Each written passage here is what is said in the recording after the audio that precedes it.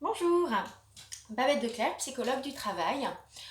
En cette période, certains d'entre nous ont repris le chemin du télétravail et je souhaitais vous partager quelques astuces dans cette vidéo pour que vous aider à, à que cette période se passe au mieux. Donc déjà le premier mot d'ordre, c'est la bienveillance. La mécanique du télétravail est complètement différente de ce que l'on connaît habituellement quand on a un cadre de travail plus classique. Donc la première des choses que vous pouvez mettre en place, c'est d'essayer de poser un regard bienveillant sur votre organisation ou le sentiment peut-être de désorganisation que vous traversez actuellement. Il n'est pas anormal que cette période soit source de frustration, il n'est pas anormal qu'on soit perturbé par ce mode de fonctionnement, d'autant plus au vu du contexte actuel. Et donc de poser un regard bienveillant sur soi-même en se disant déjà que ce que l'on traverse et les difficultés auxquelles on peut être confronté ne sont pas anormales et sont plutôt attendues au vu de la période.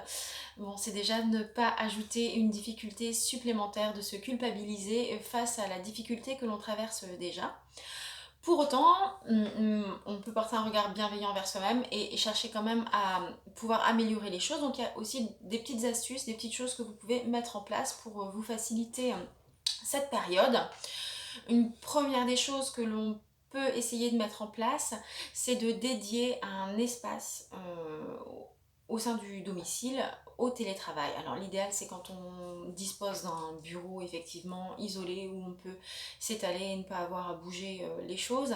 C'est pas forcément le cas pour tout le monde, mais en tout cas c'est d'essayer de se trouver un petit espace où l'on peut travailler et ne pas être parasité par le reste et avoir une organisation aussi physique efficace où on peut mettre ses dossiers, etc. Donc, quelle que soit l'organisation pour laquelle vous devez opter, même si les choses doivent être déplacées en fin de journée, par exemple si c'est la table sur laquelle vous reprenez le repas, mais en tout cas c'est d'avoir plus ou moins le même espace tous les jours, de manière à pouvoir aussi vous créer des repères où bah oui, tel dossier, je sais qu'il est placé sur tel endroit de ma table, telle chose, et du coup que vous puissiez vous créer des repères aussi dans le télétravail. C'est important en tout cas de pouvoir avoir tout le temps le même espace de travail dans la mesure du possible, bien entendu.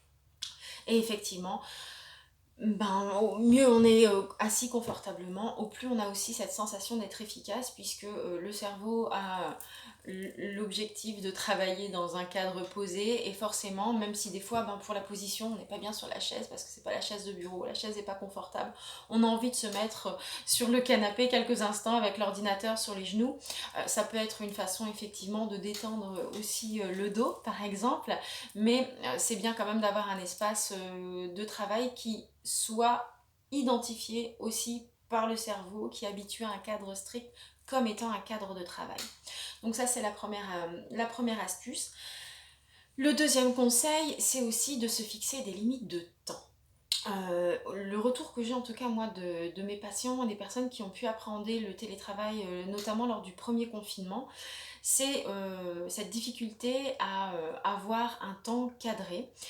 Le fait de télétravailler, notamment pendant le premier confinement où beaucoup devaient télétravailler aussi avec les enfants à côté, le fait de télétravailler, on a souvent une sensation d'être moins efficace, et du coup pour pallier à cette sensation, beaucoup de professionnels ont tendance du coup à étaler le temps de travail et à se laisser un peu parasité par ce temps de travail qui s'élargit, s'élargit, s'élargit, et une difficulté à dire stop.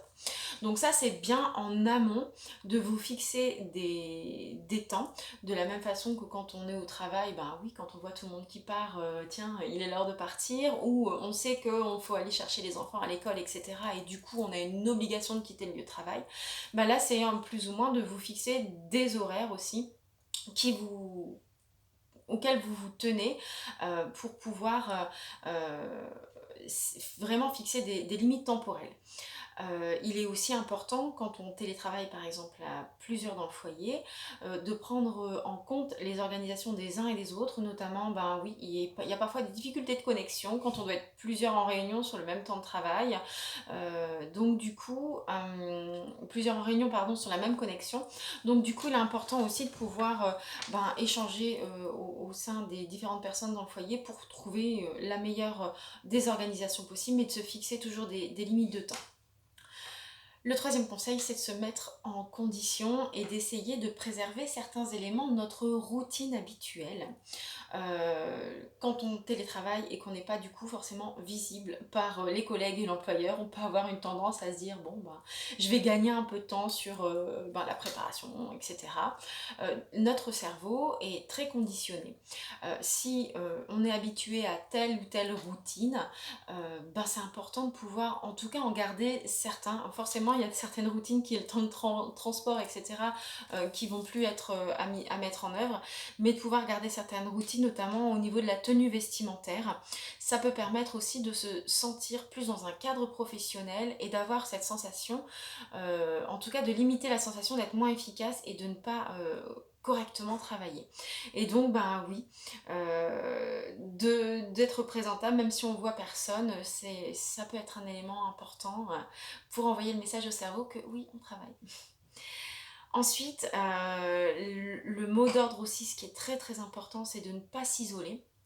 Certaines activités professionnelles nécessitent peut-être moins de contact avec les collègues et du coup quand on télétravaille, on peut vite tomber dans l'isolement. Et ça, c'est vraiment important pour maintenir le lien social, de ne pas rester dans un isolement, de partager toujours ses réussites, partager ses doutes, ses questionnements. Et du coup, il est important de maintenir le lien avec les collègues. Donc, veillez surtout à prendre soin du lien avec vos collègues, avec le collectif de travail.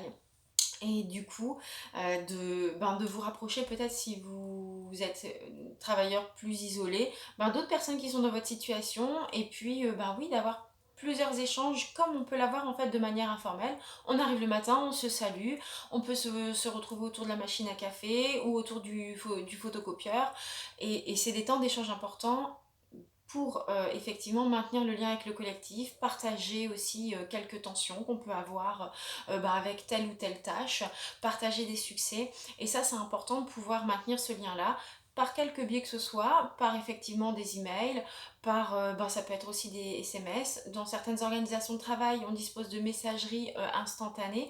Ça peut être aussi un outil intéressant si on sait l'utiliser avec parcimonie.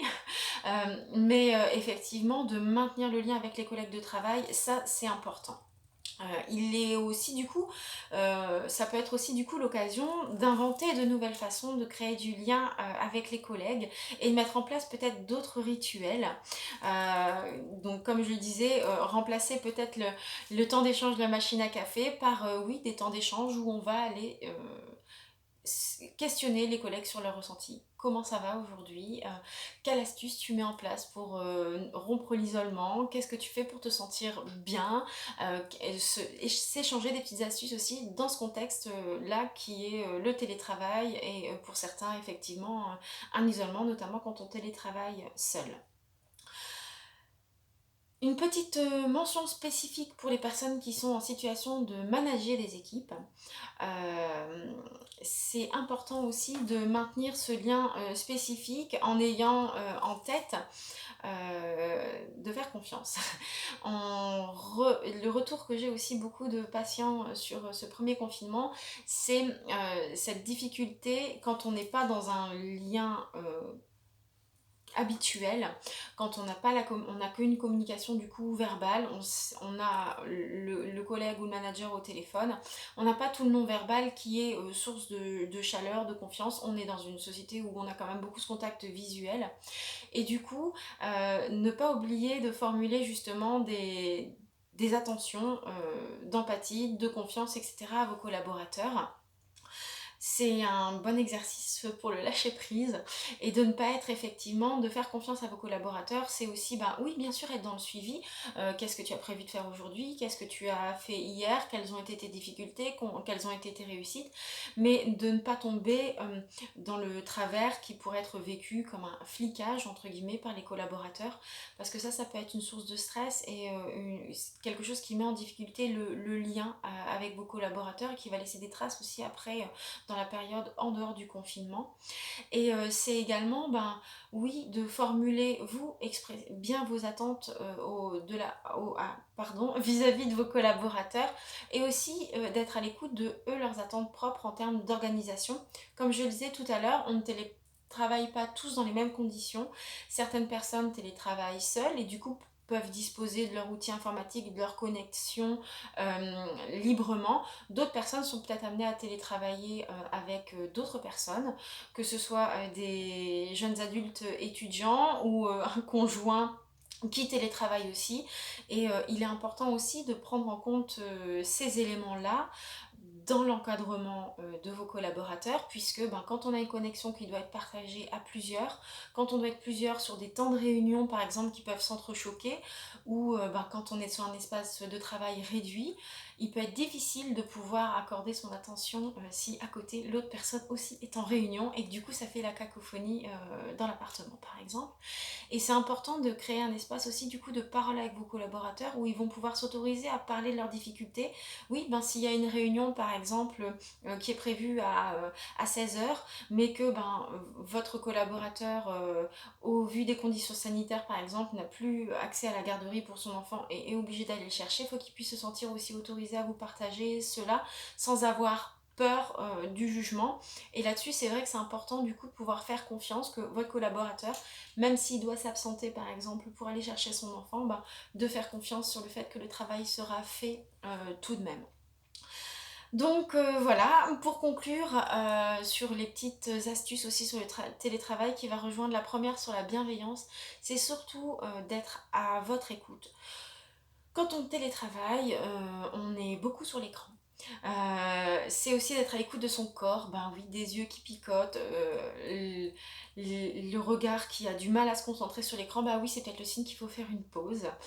Et on a le droit, même si on télétravaille, de s'accorder des temps de pause parce que de toute façon, le cerveau humain n'est pas fait pour être dans une attention forte comme ça pendant une vingtaine de minutes. Quand on est au travail, notamment quand on travaille en open space ou quand on a par exemple des différentes personnes dans le bureau, on n'a pas une attention non plus tout le temps sur les dossiers.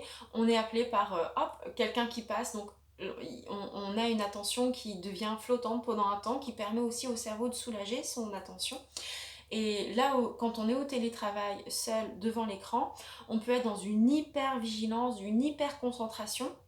Et c'est important d'être attentif à ces signaux-là, des tensions au niveau du dos, des tensions dans le bras, d'être tout le temps sur l'écran, des tensions au niveau des yeux, ben c'est qu'il faut peut-être faire une pause, se lever, faire quelques étirements, se lever pour aller boire un café dans la cuisine, voilà, avoir un temps d'échange, voilà, se dire là je vais prendre le téléphone et puis je vais essayer d'aller échanger avec un collègue, même si c'est brièvement, même si c'est juste pour se raconter une blague, ça fait aussi partie du lien du travail, de faire collectif ensemble face à cette difficulté.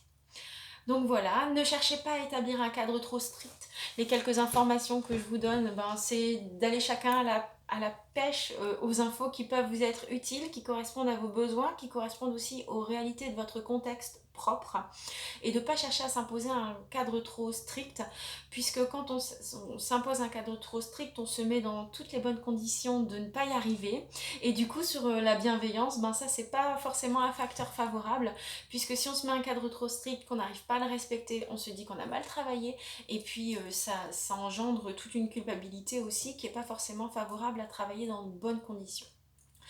Voilà, je reste à votre disposition, n'hésitez pas à me contacter si besoin. Merci, au revoir.